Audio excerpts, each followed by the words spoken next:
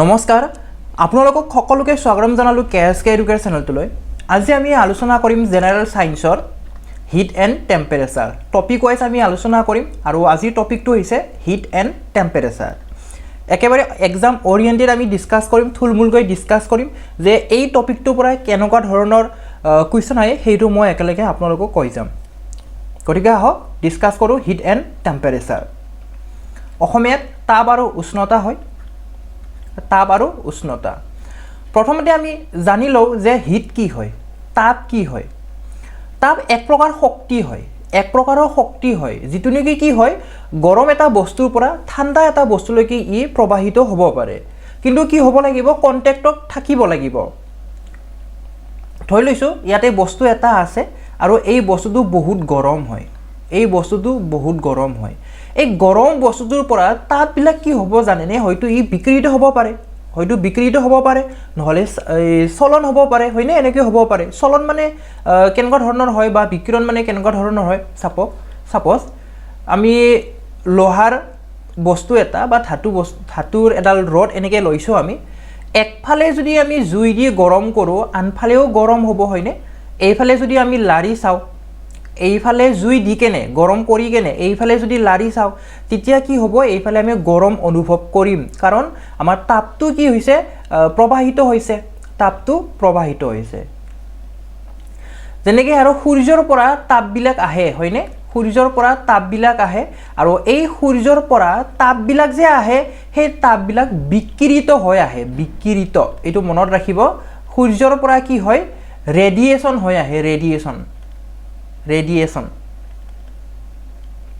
সূৰ্যৰ পৰা বিকিৰিত হৈ আহে ৰেডিয়েট হৈ কেনে আহে বা ৰেডিয়েশনটো আহে গতিকে এইখিনি কি কলো মই গৰম বস্তু এটা আন বস্তু এটাৰ লগত যদি কন্টেক্টত থাকে যদি লাগি থাকে তেতিয়া কি হ'ব এই গৰম বস্তুটোৰ পৰা ঠাণ্ডা বস্তুটোলৈকে শক্তি এক প্ৰকাৰ শক্তি কি হয় প্ৰবাহিত হয় কেতিয়ালৈকে প্ৰবাহিত হ'ব যেতিয়ালৈকে ইকুইলিব্ৰিয়াম নাপায় দুটা বস্তু সমানে হয় যেতিয়া নাযায় তেতিয়ালৈকে এইটো প্ৰবাহিত হ'ব সেইকাৰণে মই ইয়াতে লিখি দিছো a form of energy which flows from hot to cold body গৰম বস্তু এটাৰ পৰা ঠাণ্ডা বস্তু এটালৈকে প্ৰবাহিত হয় যেনেকৈ কেতিয়াবা আমি যদি এলুমিনিয়ামৰ স্কেল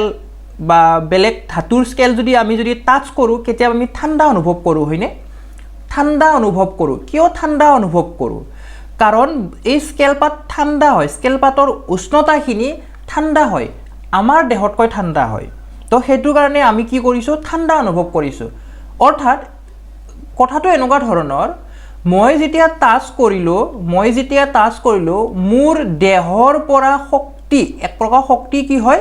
তাপটো মানে এই তাপ শক্তিটো প্ৰবাহিত হৈছে কলৈকে প্ৰবাহিত হৈছে এই স্কেল পাতলৈকে প্ৰবাহিত হৈছে মোৰ দেহৰ পৰা সেই কাৰণে মই ঠাণ্ডা অনুভৱ কৰিছো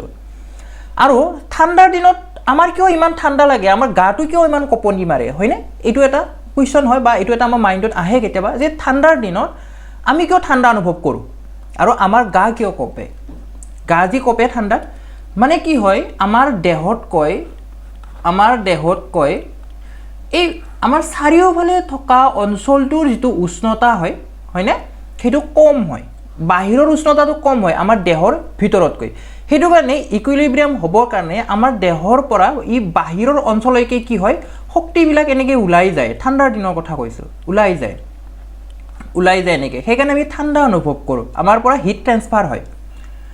আৰু আমাৰ দেহটো কি হয় জানেনে এই উষ্ণতাটো মেইনটেইন বা ৰিজেনেৰেট কৰি থাকিবৰ কাৰণে কি হয় আমাৰ গাটো কপনি উঠে গতিকে এইটো পইণ্ট মনত ৰাখিব ওকে এইখিনি আমি বুজি পালো একেবাৰে থুলমুলকৈ কৈ যাম আৰু হিট আমি জুখিব পাৰো এসা একক হৈছে জুল আৰু সিজিএস হৈছে ক্যালোৰি এইটো এককটো মনত ৰাখিব কাৰণ যেহেতু হিটটো কি হয় তাপ কি হয় এক প্ৰকাৰ শক্তি হয় সেইকাৰণে আমি জুল এককত আমি কি কৰিব পাৰিম আমি জুখিব পাৰিম আৰু নহলে আমি ক্যালোৰি এককত আমি জুখিব পাৰিম সিজিএস পদ্ধতিত ক্যালোৰি হয় এককটো আৰু এসআই পদ্ধতিত কি হয় জুল হয় এইখিনি মনত ৰাখিব আৰু 1 ক্যালোৰি মানে কি হয় 1 ক্যালোৰি মানে হৈছে 4.18 জুল 1 ক্যালোৰি ইজ ইকুৱেল টু 4.18 জুল কেতিয়াবা কি দিব পাৰে যে 5 ক্যালোৰিত কিমান জুল এনেকুৱা ধৰণৰ কোৱেশ্চন সুধিব পাৰে কাৰণ যেহেতু পৰীক্ষাবিলাক আজিকালি সেৱাই কণ্ডাক্ট কৰে তো সেৱাই যিমানবিলাক পৰীক্ষা কণ্ডাক্ট কৰি আহিছে বিশেষকৈ একেবাৰে সৰু সুৰা একেবাৰে বেসিক কনসেপ্টৰ ওপৰত বেছিকৈ কুৱেশ্যন সোধে আশা কৰিছোঁ আপোনালোকে এইখিনি বুজি পালে গতিকে এইখিনি মনত ৰাখিব হিট ট্ৰান্সফাৰ হয় কৰ পৰা কলৈকে from hot body to cold body গৰম বস্তু এটা পৰা ঠাণ্ডা বস্তু এটালৈকে কি হয় প্ৰবাহিত হয় নেক্সট আহিব আমাৰ টেম্পাৰেচাৰ উষ্ণতা temperature মেজাৰ্স the degree of hotness এটা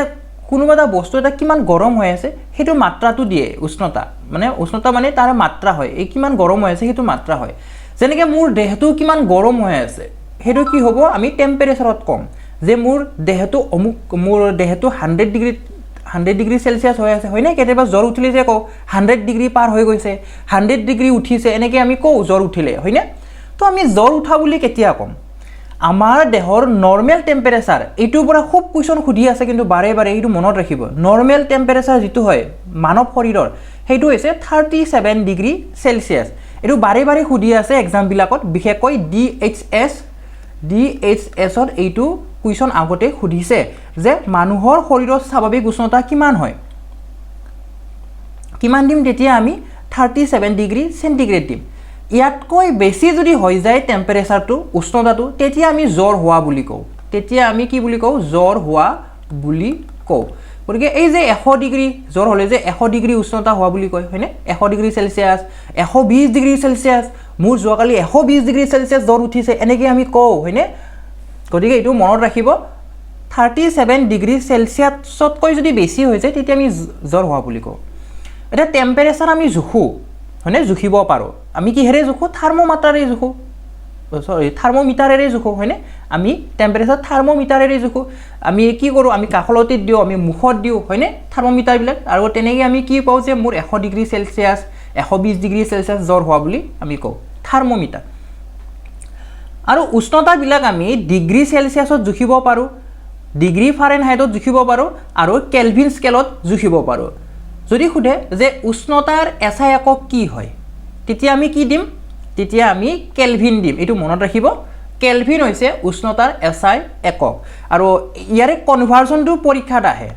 আমি কি কৰিব লাগে কনভাৰ্ট কৰিব লাগে যে ডিগ্ৰী সেলসিয়াসৰ পৰা ফাৰেনহাইটত নিব লাগে নহলে ফাৰেনহাইটৰ পৰা ডিগ্ৰী সেলসিয়াসত নিব লাগে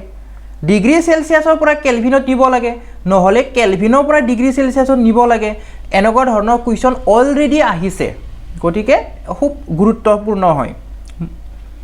নেক্সট আমি শিকিম কনভাৰ্সনটো গতিকে এই ফৰ্মুলাটো আপোনালোকে মনত ৰাখি থৈ দিব পাৰে নহলে বেলেগো আছে ইয়াৰ পৰা এটা সিম্পলিফাইড ফৰ্মুলাও আছে আপোনালোকে বাস এইটো মনত ৰাখিব এইটো গুটেইখিনিৰ কাৰণে হয় যে এইটো কি হয় ৰিলেশন হয় কাৰ মাজত ৰিলেশন হয় কাৰ মাজত degree Celsius C is the degree Celsius F is the Fahrenheit and K is the Kelvin গতিকে এইখিনি ধুনীয়াকৈ লিখি ল'ব এতিয়া আমি কি কৰিম আমি ডিগ্ৰী সেলসিয়াসৰ পৰা প্ৰথমতে কেলভিনত লৈ যাওঁ ওকে কেলভিনত লৈ যাম গতিকে এইটোৰ কাৰণে আপোনালোকে শৰ্টত এইটো মনত ৰাখক ডিগ্ৰী সেলসিয়াসৰ পৰা যদি আমি কেলভিনত নিব লাগে কাৰ চিহ্নটো চাব ডিগ্ৰী সেলসিয়াসৰ পৰা কত নিব লাগে কেলভিনত নিব লাগে তেতিয়া আমি কি কৰিম 273 প্লাস কৰিম কি কৰিম 273 প্লাস কৰিম যেনেকৈ আমাৰ যে বৰফ যে গলে হয়নে বৰফ গলে 0 ডিগ্ৰী সেলসিয়াসত এই 0 ডিগ্ৰী সেলসিয়াসক আমি যদি কেলভিনত নিব লাগে কি কৰিম কেলভিনত যদি নিব লাগে আমি 273 যোগ কৰি দিম তেতিয়া কি পাম 273 এ পাম হয়নে অৰ্থাৎ বৰফৰ যিটো গলনাংক হয় বৰফ গলা আৰম্ভ কৰে 0 ডিগ্ৰী সেলসিয়াসত যদি আমি এটা খুদু যে বৰফ কিমানত মানে গলা আৰম্ভ কৰে যদি অপচনত 0 ডিগ্ৰী সেলসিয়াস না থাকে কি দিব পাৰে 273 কেলভিন দিব পাৰে হয়নে এটো মনত ৰাখিব যদি কয় 100 ডিগ্ৰী সেলসিয়াস পানী যে উতলে 100 ডিগ্ৰী সেলসিয়াসত তো ইয়াক যদি আমি কেলভিনত নিব লাগে এতিয়া কি কৰিম প্লাস 273 কৰিম হয়নে কি পাম তেতিয়া 373 কেলভিন পাম গতিকে মনত ৰাখিব সেলসিয়াসৰ পৰা ডিগ্ৰী সেলসিয়াসৰ পৰা আমি যদি কেলভিনত নিব লাগে 273 প্লাস কৰিলে হল এটা কথাটো হল যদি উলুটা কৰিব লাগে হয়নে উলুটা কৰিব লাগিলে কাৰ চিহ্নটো চাব কেলভিনৰ পৰা ডিগ্ৰী সেলসিয়াস যদি নিব লাগে মাইনাস কৰিব কি মাইনাস কৰিব 273 মাইনাছ কৰি দিলে হৈ গ'ল ওকে এইখিনি কথা মনত ৰাখিব ওকে এইখিনি বুজি পালোঁ আমি এতিয়া চাম আমি ডিগ্ৰী সেলসিয়াছ আৰু ডিগ্ৰী ফাৰেনহাইটৰ মাজৰ ৰিলেশ্যনটো কি হয় ইহঁতৰ মাজৰ ৰিলেশ্যন কি আছে সম্পৰ্ক কি হয় ইহঁতৰ মাজত গতিকে এইটো মনত ৰাখিব F is equal to C into 9/5 plus 32 এইটো আমাৰ simplified version হয় সৰলীকৃত হয় কাৰ ও এইখিনিৰ এই যেটো মই ৰাউন্ড কৰি দিলো ইয়াৰে simplified versionটো হৈছে F is equal to C into 9/5 plus 32 যেনেদৰে যোৱাবাৰ DHS এক্সামত এইটো দিছিলে যে -42 কিহত নিব লাগে -40 ডিগ্ৰী সেলসিয়াস টু ডিগ্ৰী ফাৰেনহাইটত নিব লাগে এই কোৱেশ্চনটো দিছিলে এতিয়া আমি কি কৰিম এতিয়া আমি এই ফৰ্মুলাটো এইটো যেটো মই চিহ্ন দিছো দাগ দিছো এইটো ইউজ কৰি কিনে আমি নিব পাৰো নহলে এই সিম্পলিফাইড ভাৰ্সনটো ইউজ কৰি কিনে আমি নিব পাৰো আমি সিম্পলিফাইড ভাৰ্সনটো কৰিম আমাৰ কাৰণে সহজ হৈ যাব গতিকে সব ফাৰেনহাইটত ওলাব লাগে হয়নে C তো হৈছে আমাৰ ডিগ্ৰী সেলসিয়াছত কি দিয়া আছে ডিগ্ৰী সেলসিয়াছত দিয়া আছে -40 into 9/5 প্লাস কি হয় 32 5 40 কাটিব 8 বাৰ কিমান পাম তেতিয়া মাইনাস আছে আগত মাইনাস দিম 8 9 গুণ কিমান হয় 8 9 গুণ 72 হয় 72 প্লাস 32 দা 72 এটা মাইনাস আছে এটা প্লাস আছে হয়নে মাইনাস প্লাস এনেকে মনত ৰাখিব পাৰে বা এনেকে বুজি ল'ব পাৰে 72 হৈছে আপোনাৰ ধাৰ আছে কাৰোবাক দিবলগীয়া ধাৰ আছে আৰু সেই ধাৰটো কুইট কৰিব কাৰণে খুজাব কাৰণে আপুনি কি দিছে 32 रुपीस হাতৰ পৰা দিছে তেতিয়া আপোনাৰ ধাৰ থাকিব নে আপুনি আকৌ দম দি কিনে খুজিব কি কৰিব কি হ'ব আপোনাৰ ধাৰ থাকিব কিমান ধাৰ থাকিব মাইনাস কৰি দিয়ক ডাঙৰৰ পৰা সৰুটো মাইনাস কৰিব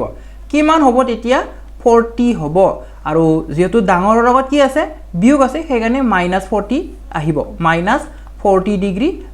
কি আহিব ফাৰেনহাইট আহিব আহা কৈছো আপোনালোকে বুজি পাইছে এইখিনি হয় থুলমুলকৈ এইখিনি যদি পইণ্ট জাৰে আপোনালোকে নিশ্চয় পৰীক্ষাৰ উত্তৰ দিব পাৰিব বিশেষকৈ এইটোৰ পৰা এই যেটো কনভাৰ্জন হয় এই কনভাৰ্জনৰ পৰা কি আহিছে অলৰেডি কুৱেশ্যন আহিছে আৰু কৰ পৰা আহা বুলি কলো মানুহৰ শৰীৰৰ স্বাভাৱিক উষ্ণতা ইয়াৰ পৰাও কি আহিছে কুৱেশ্যন আহিছে আৰু কি সুধিব পাৰে যে উষ্ণতাৰ এসআই একক কি হয় এটো সুধিব পাৰে কেলভিন হয় এসআই একক আৰু তাপৰ এসআই একক কি হয় সেইটো সুধিব পাৰে হয়নে গতিকে আপোনালোকে মনত ৰাখিব গতিকে এইগিটা মেইন পইণ্ট হয় এইগিটা আৰু আমি এমসিকিউ ওয়াইজটো আমি ডিসকাস কৰিমেই পিছতে গতিকে আজি ভিডিওটো আমি ইমানতে সামৰণি মাৰিম যদি ভিডিওটো চাই ভাল পালে তেতিয়া হলে লাইক কৰিব বন্ধুবৰ্গৰ সৈতে শেয়াৰ কৰিব আৰু যদি আমাৰ চেনেলটো এতিয়ালৈকে সাবস্ক্ৰাইব কৰা নাই সাবস্ক্ৰাইব কৰি লব ভিডিওটো শেষ হোৱাৰ বাবে ধন্যবাদ